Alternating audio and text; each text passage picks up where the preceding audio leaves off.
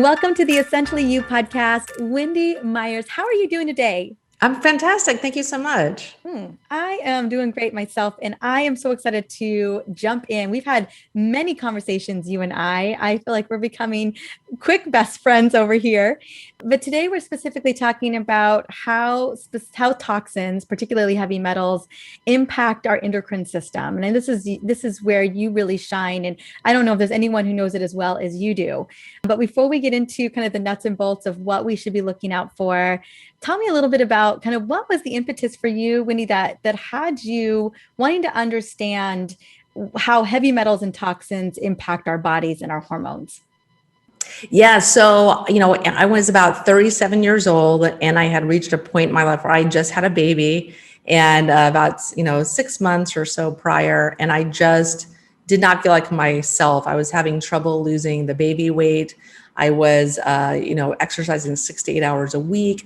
My sleep was just absolutely terrible. It was dreadful. And I was, eating super, super healthy. And I just felt like my hormones were just completely out of whack. I was moody. Like I said, trouble losing weight and other issues going on. So I went to the doctor and I'm like, just figure out what's wrong with me. And she found out I had the hormone levels of a menopausal woman, which I was thrilled to hear about at 37 years old. But she wanted to put me on hormone replacement therapy. And I thought, well, is that going to be for life? And that just didn't really make sense to me. It didn't resonate with me. And I wanted to figure out what was really the underlying root cause. Like, why at 37 was I producing such low hormone levels, not only of my sex hormones, but my thyroid hormones and my stress hormones as well. They were all really, really low. And so that's really where the impetus of my studying heavy metals and chemicals came from, and how they affect our bodies is just my own journey going on Dr. Google, trying to figure out what was going on with me and how to recover my health. And I did some heavy metals testing and I started on a detox program and I started feeling better pretty quickly. And I was really surprised. And the more I read about it, the more these light bulbs went off. And I thought, this is that missing piece of the puzzle, because I was doing everything right. I was checking all the boxes and still not meeting my health goals. And for me, detoxification was really just became my passion. And I started MyersDetox.com to report about what I was researching and learning. And I know not only through your own journey, but you have had the opportunity to look at a lot of other people over the years in this journey of supporting. And I know that you have found, and I have found as well, to kind of correlate with this, is that a lot of women and men too, but definitely where we see it, is a lot of women are struggling with low hormone production today. And have you found that same associations for them as what was going on with you? Oh yeah, absolutely. Because, when I test clients, I find they have, the hormones are affected by lead and mercury and cadmium and nickel, and not to mention all of the plasticizers and, preservatives in our food and beauty products and pesticides and things like that are ubiquitous in the food supply. All these things dramatically impact your hormones, and no one is exempt. Even if you aren't having, health issues or anything serious going on, these things are accumulating in your body, and over time they reach kind of a tipping point where you start having symptoms, fatigue and brain fog, and other hormone issues, mood issues, anxiety, depression, things like that. No one is exempt. We're all dealing with this stuff impacting our metabolism in various ways. Yeah, I know. We were just having that conversation a couple of weeks ago on what are obesogens and, how that can have an impact. But specifically, I think a lot of people, we think about endocrine disruptors and we're not always thinking about the impact that heavy metals could be having. What kind of metals should we be thinking about when it comes to, endocrine disruption? And, when it comes to that, what hormones are being affected? I think immediately, I think of thyroid hormone, I think testosterone, estrogen, progesterone. Those are some of the biggest heavy hitters, but I also know that you mentioned stress hormone as well. Yes, yeah. So the main heavy metal culprits impacting your hormones are mercury, lead, arsenic, nickel, but we also have, aluminum as well, thallium, cesium, metals maybe people haven't heard about before. But what happens with these metals is they poison hydroxylase enzymes. So these are enzymes that are needed they're very susceptible to metal inhibition and poisoning from heavy metals. And so these metals, hydroxylase enzymes are responsible for creating hormones and converting hormones from one hormone to another, like estrogen to testosterone, or DHEA to estrogen, et cetera, and things like that. But they're also very susceptible to, organophosphates, pesticides, insecticides, herbicides like glyphosate, phthalates like beauty and household cleaners and household cleaner products and additives, and even stress, of course. But the DHEA pathway is very susceptible to toxins. So DHEA makes testosterone, and then testosterone gets, made into estrogen. So if you don't make enough DHEA, you don't make enough testosterone or estrogen. And if you don't make enough DHEA, the pathways to make them can be poisoned by heavy metals as well. And I'll go into some metals specifically. So like there's mercury. And mercury lowers progesterone, but it can increase estrogen levels. And copper is another one. Copper has an affinity for estrogen. So when one rises, the other also increases as well. And so it's antagonist for zinc, which, you need zinc to make progesterone. And so high copper levels increase estrogen, but decrease progesterone levels. And so that can also impair thyroid function. And then there's lead, which we all know about. And we always think of these metals, you've heard of mercury and lead, but you don't always think that they apply to you, because you always think, where would I be exposed to lead? But lead is in most houses. If your house was built before the 1970s, it has lead on the walls in the paint. There's even Home Depot has been caught selling paint with lead in it. If you live in a developing country, they're probably still using lead in the paints. And whenever you kind of repaint your house, or you sand the walls, or you do some renovations or knock down a wall or something, your house is covered in lead dust, which you can inhale. So, and it's estimated that 30 to 50% of the population lives in houses built before 1970. And there's also contamination in the soil from use in leaded gasoline and whatnot. So, our food is grown in the soil, and our food can contain lead as a result of that. Water pipes, like galvanized pipes, are still used to transport water in our homes. Like I found in my mother's home in Texas that I was living there for about 6 months. I had the main pipe going to the house was galvanized steel, which has lead in it. So it's a really huge problem. And cosmetics also contain lead. So lead inhibits progesterone. It impairs prolactin production. That can create irregular periods, and high levels of lead inhibit estrogen, testosterone, and cortisol. And so these imbalances can lead to irregular periods and infertility. And I mean, I can keep going. I researched this stuff, but cadmium is also found in pesticides and animal fodder. It's used in non-organic feed for animals. And the nasty thing about cadmium is it gets stored in the pituitary gland. And that's the master gland that signals to your thyroid, your adrenals, and your ovaries. And that it's kind of like the master gland that controls all of the other hormones.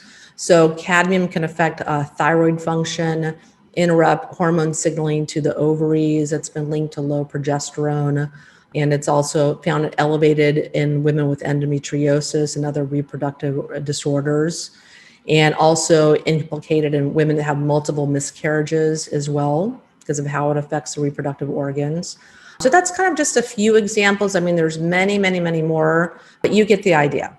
Yes, no, I totally get the idea. And that it really just speaks into the bigness of this issue, where we're even, when we should be mindful about our cleaning products, but our makeup, our personal care products, but then there's runoff in our food supply, in our soil. And then you're right, even in our homes, a lot of us aren't even thinking about all of the kind of existing exposure that we could be having there. And so it's safe to say that if women are struggling with some hormone issues, that heavy metals and definitely toxicity is playing a role. Would the next best step to test, or for me, I just think we're always being exposed to all of these modern day chemicals. There's one of the things that I've always loved about you is the ease and grace in which you talk about detoxing the body or opening up those detox pathways daily. Like, we should be thinking about detoxification on a daily level, not just maybe a fast or whatever every quarter or once a year. Yeah, yeah. You really, if you're listening to this show, I bet health is your hobby. You're interested in getting healthy. You're working really hard, eating a good diet, taking supplements, exercising, getting your sun, and all this stuff. But I think one mistake that I made, and I was working so hard on my health, and I always have, is that I was missing that detoxification component, and it was thwarting all of my other efforts. So you really need to seriously consider adding detoxification, doing things on a regular basis. So there's things you can do, like you can take supplements that aid detoxification. You can eat foods that facilitate detoxification, liver supporting foods and things like that.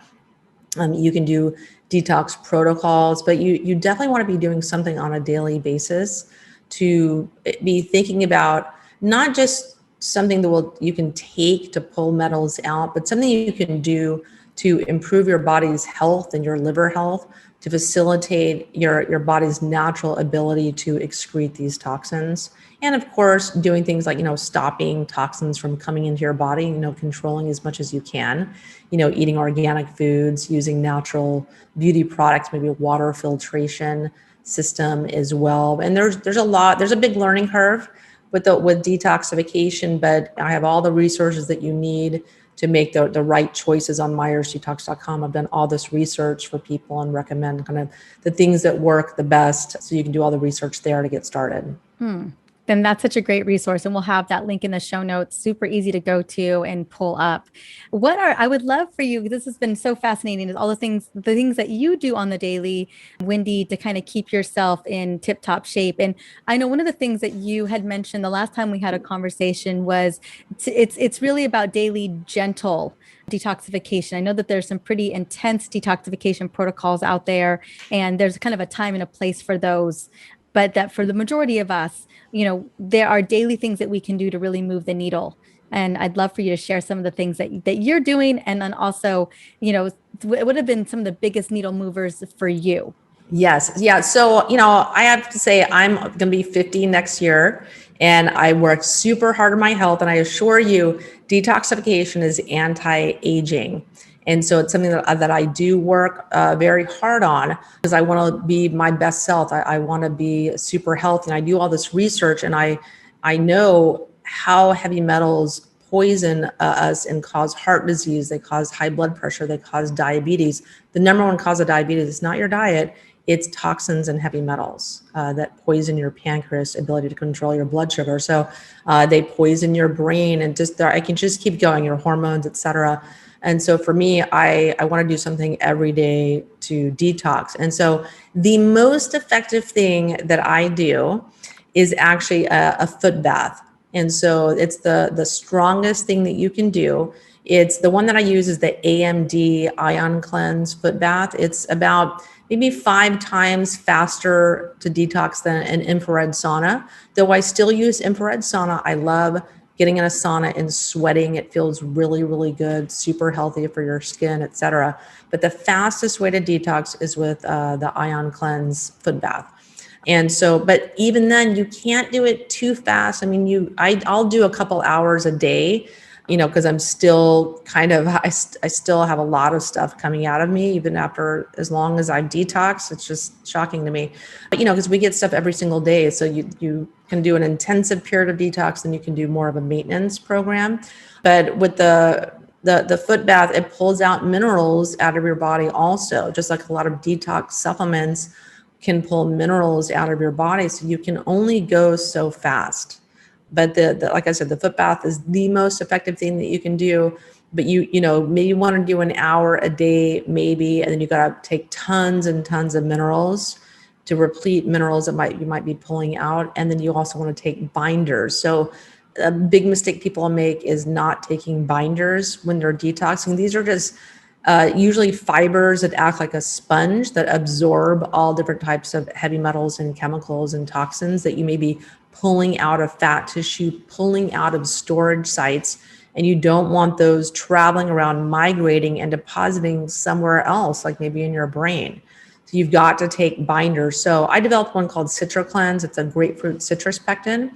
That's great. It also has fulvic in it and cilantro extract, which are all great at grabbing on to metals, various types. So it's a very comprehensive type of, citrus pectin and other substances in there to bind to metals. Liver support, super, super, super important. So I love coffee enemas for that. Not everyone's a big fan of those. They like cringe, when they hear that, especially guys, but they are an incredibly effective way to mechanically detox the liver. It's kind of like wringing out your liver like a sponge, but a lot of people don't really want to do that. They don't want to do them that often, but I do them every 2 to 3 days. And I'm telling you, you get flawless skin when you do coffee enemas on a regular basis, because if your liver is really overwhelmed by toxins and it just can't get to all the toxins it needs to, it starts coming out through your skin. You start getting blackheads, rashes, hives, all kinds of things, liver spots on your skin and whatnot, because this stuff, it's got to come out somewhere if your liver is just overloaded. So liver support is super, super important as well.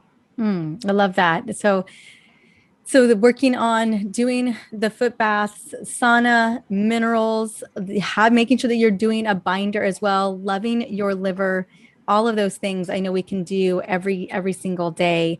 And one of the other things that I love that you have a really incredible daily detox juice a green juice, like a green powder that I absolutely love, that we do every single day. Can you talk a little bit about some of the benefits of bringing a beautiful habit like that in every single morning?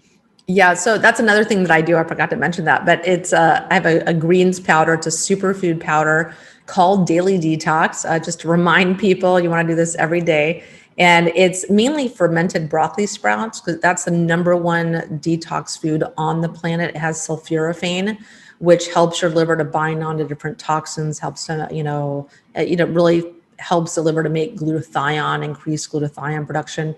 And that the fermented broccoli sprouts also have DIM in them, which can help to kind of, break down and detox toxic estrogens.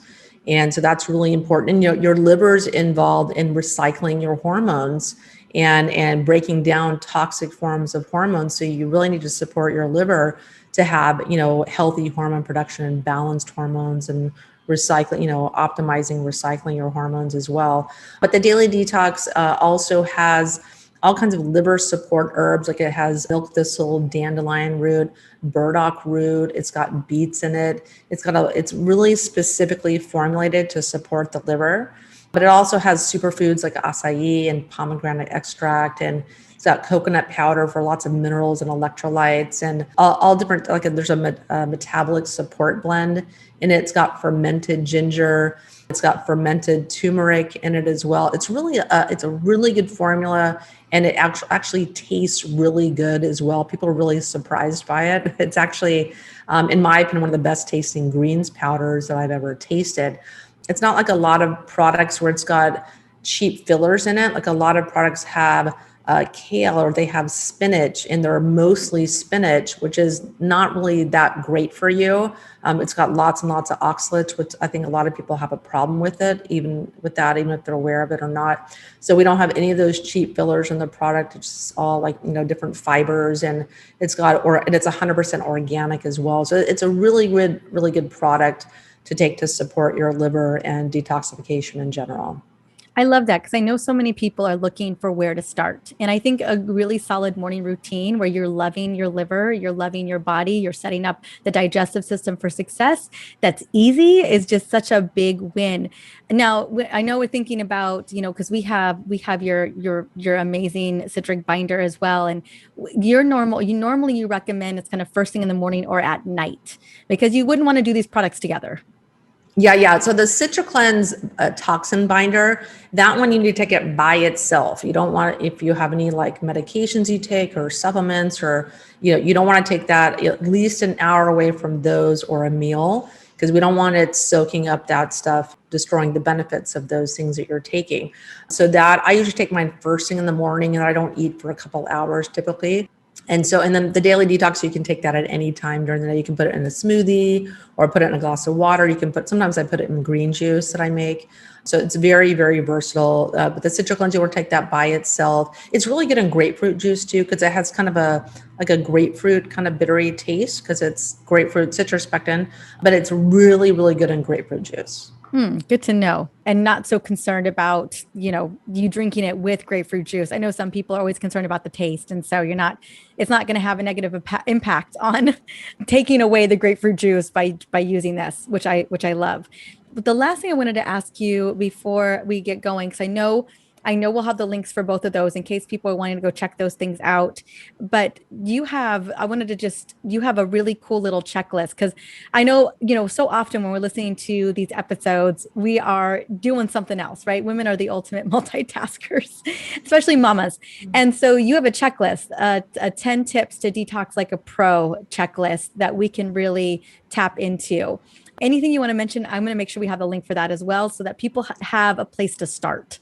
Yes. Yeah. This just kind of goes, it's a list of everything I kind of just mentioned here. And there'll be links to articles or podcasts, or like where to get this stuff and how to do them. And so those are all kind of my top 10 things that you want to do to start detoxing your body. And these are the things that I've learned just over 10 years of studying this stuff and digging into all the research. I've done 400 podcasts myself on the Myers Detox podcast. We're, heading up on episode number 400. So I've interviewed all the world's top experts on detoxification. And so this is just all that knowledge distilled down to 10 steps.